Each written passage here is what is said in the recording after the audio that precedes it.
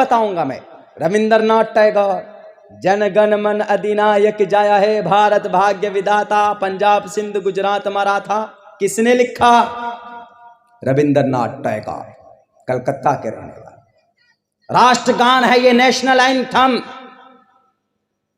26 जनवरी 15 अगस्त में इसको पढ़ना जरूरी। इसका जो अपमान करे, इसके खिलाफ अगर कोई बोलता है या इसका अपमानित करता है तो धारा 3 के तहत उसको अंदर डाला जा सकता। इस राष्ट्रगान को, नेशनल एंथम को पढ़ना इन मौकों पर जरूरी है हर एक भारतीय के लिए, हिंदू हो के मुसलमान। 1911 में लिखा बांग्ला जुबान में, यही की बांग्ला जुबान में रविंद्रनाथ रिवार्डेड महापुरुष रविंद्रनाथ टैगोर, उन्होंने लिखा इसको।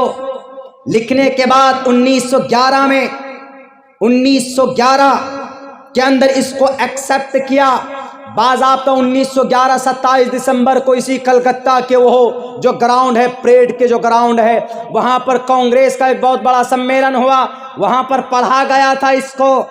और बाज़ाब्ता तौर पर इसको भारत के अंदर राष्ट्रगान के तौर पर 24 जनवरी 1950 में इसको राष्ट्रगान का ओहदा, राष्ट्रगान इसको बनाया गया, इसको माना गया।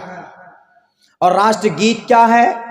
नेशनल एंथम तो ये है, जन गण मन अधिनायक जय हे भारत भाग्य विधाता। आज सुबह आप लोगों ने पढ़ा होगा पेट में, लेकिन इससे पहले क्या पढ़ा जाता था? ये तो 1911 में हुआ। इससे पहले राष्ट्र सॉन्ग पढ़ा जाता था, राष्ट्रगीत। ये तो ये नेशनल एंथम है, राष्ट्रगान है, और एक राष्ट्रगीत है, नेशनल सॉन्ग, वो है वंदे मातरम सुजलाम सुफलाम मलयज शीतलाम।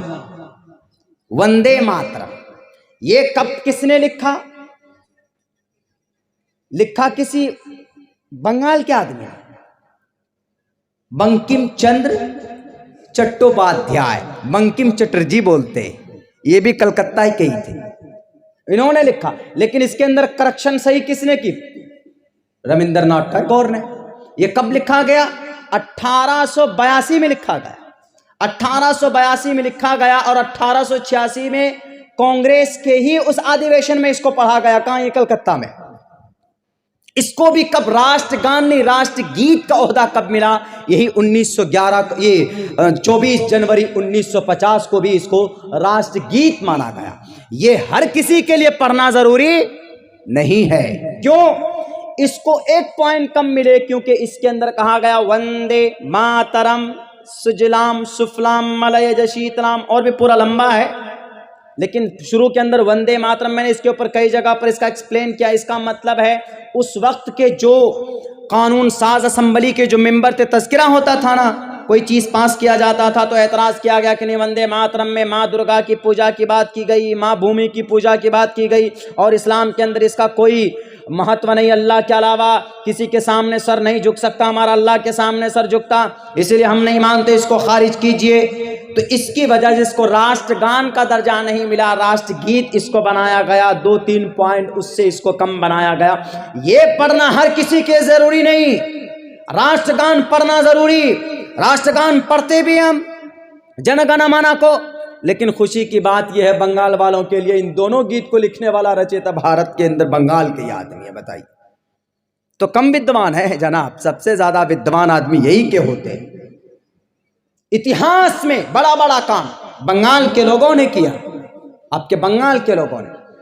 बैरक है, अब जब 2 साल 11 माह 18 दिन के अंदर कानून लिखा गया, 390-95 उसके अंदर आर्टिकल थे, सारे 288 लोगों ने उसके अंदर सिग्नेचर किया, और उनमें से 35 लोग मुस्लिम थे। डॉक्टर APJ अब्दुल कलाम, मौलाना हिफ्जुर रहमान सोहारवी, मौलाना हसरत मोहानवी, और एक औरत थी जिनका नाम बेगम रसूल। बेगम रसूल औरत कहाँ की? बंगाल की। उसके अंदर अब बताइए, इन 35 मेंबर में से सिर्फ एक का नाम रखा, बाकी का सबका नाम इतिहास से निकाल दिया। यह है दुश्मनी, यह है अदावत, कि नहीं मुसलमान का नाम रहेगा। क्यों मुसलमान का नाम रहेगा? 26 नवंबर 1949 को देश का संविधान बनकर तैयार हुआ। The Indian constitution was prepared by the constituent assembly and passed the constituent assembly 26 November 1949 and pass implement 26 जनवरी 1950 के अंदर, यानी 26 जनवरी 1950 को यह नाफिज किया गया। लेकिन बाज़ाब्ता असेंबली में पास हुआ वो 26 नवंबर 1949 को, यानी 2 महीना पहले इसको पास किया गया। पास होने के बाद इसको नाफिज किया गया 26 जनवरी को। अच्छा, 26 जनवरी को ही क्यों नाफिज किया गया जनाब? 26 नवंबर को क्यों नहीं नाफिज किया गया था 1949 में? इसलिए कि अंग्रेज के तरफ से एक डोमिनियन स्टेटस का ऑप्शन दिया गया। क्या कहा था? 1928 के अंदर पंडित जवाहरलाल नेहरू को कि ये देश में जितने भी स्टेट है वहाँ हुकूमत आपकी रहेगी लेकिन लीडर मेरा रहेगा। तो पंडित जवाहरलाल नेहरू ने कहा कि बिल्कुल नहीं। मौलाना अबुल कलाम आज़ाद ने कहा, मौलाना हिफ्जुर रहमान सिहारवी ने कहा कि अब हम संपूर्ण स्वराज दिवस मनाएंगे। ऐसा नहीं कि देश में हमारा बंगाल हमारा रहेगा और बंगाल का सीएम तुम्हारा रहेगा ब्रिटिश का, हम मानने के लिए तैयार नहीं है। तो यही 26 जनवरी 1930 को बाज़ाब्ता तौर पर लाहौर में, पहले यही था, बाद में न बना है लाहौर पाकिस्तान का हिस्सा, पहले तो हमारे इस देश का हिस्सा था। लाहौर में 26 जनवरी 1930 को संपूर्ण स्वराज दिवस मनाया जाता था। उसी दिन को ऐलान किया गया जब 26 नवंबर को 1949 को पास हो गया। कहाँ पर? वहाँ पर असेंबली के अंदर। तो कहा कि आज नाफिज नहीं किया जाएगा बल्कि 26 जनवरी जब सारे भारत के लोग जमा होंगे वहाँ पर यह कानून को नाफिज किया जाए, पूरी दुनिया पूरे भारत के लोगों के सामने रखा जाए। तो वही 26 जनवरी 1950 को हमारे देश का कानून नाफिज किया गया। बाकी जो 29 महीने किस कानून के तहत देश चला है? ये British rule general government Lord Mountbatten के मरने के बाद उसी बीच में एक बहुत बड़े गोपालाचार्य, उनको जनरल गवर्नर बनाया गया था हमारे भारत को। लेकिन जब 26 जनवरी 1950 को कानून नाफिज किया गया तो सबसे पहले जो राष्ट्रपति, जो गवर्नर बनाए गए, राष्ट्रपिता जिनको बनाया गया, वो हम सबको और आप सबको मालूम होना चाहिए कि उस वक्त के जो डॉक्टर साहब थे उनको बनाया गया था भारत का सबसे बड़ा राष्ट्रपति, उस वक्त उनको बनाया गया था। उस वक्त से हमारा भारत उसी दिन से हम 26 जनवरी गणतंत्र दिवस 26 जनवरी को यानी कानून के दिन के तौर पर हम मनाते हैं। और ये कानून का दिन यूं ही हमें नहीं मिला है, बड़ी कुर्बानियों के बाद हमको मिला है और हमने यकीनन कुर्बानी पेश की है इस देश के लिए। अगर कोई बोलता है, अगर कोई हमारे इस देश की देशभक्ति के लिए अगर किसी को शक होता है तो मेरे भाइयों आप बताओ, आज जो भारत रिजर्व बैंक, ये भारतीय स्टेट बैंक हम यूज करते हैं, इस्तेमाल करते, किसका बनाया हुआ है? ये मीर उस्मान का बनाया हुआ भारतीय स्टेट बैंक ऑफ हैदराबाद। वो इतना मालदार था, यही मीर उस्मान जिनके नाम पर उस्मानिया यूनिवर्सिटी हैदराबाद के अंदर है, 500 टन सोना इन्होंने दान किया था। मैंने पहले भी तकरीर में कही थी। क्या नाम है उनका? पंडित दयानंद सरस्वती। उसने इस्लाम के खिलाफ किताब लिखी, सत्यार्थ प्रकाश। वही सत्यार्थ प्रकाश किताब की मैंने एक मंत्र पढ़ी, ओम शन्नो वरुणा शन्नो मित्रा शन्नो भवत्वर्यम शन्ना ब्रह्मा बृहस्पति नमो ब्रह्मणे नमस्ते वायो तमेव प्रत्यक्षम ब्रह्मासि। इस पूरे मंत्र का मतलब यही है कि ईश्वर एक है। बस इस पूरे मंत्र का मतलब यही है कि ईश्वर एक है, कि अल्लाह को मानो, यानी इय्याका नअबुदु व इय्याका नस्तईन। पूरा मंत्र का यही मतलब। सत्यार्थ प्रकाश देखेंगे इतनी मोटी है सत्यार्थ प्रकाश पंडित दयानंद सरस्वती की। शुरू में ये मंत्र है, शुरू में ही पहले समुल्लास में, समुल्लास, दूसरा समुल्लास, तीसरा समुल्लास। हमारे यहाँ पहला पारा, दूसरा पारा, तीसरा पारा कुरान का है। ऐसे पंडित दयानंद सरस्वती ने जो किताब लिखी वो हिंदू धर्म से निकलकर अपना एक धर्म बनाया। उस धर्म का नाम आर्य समाज, आर्य समाज बनाया।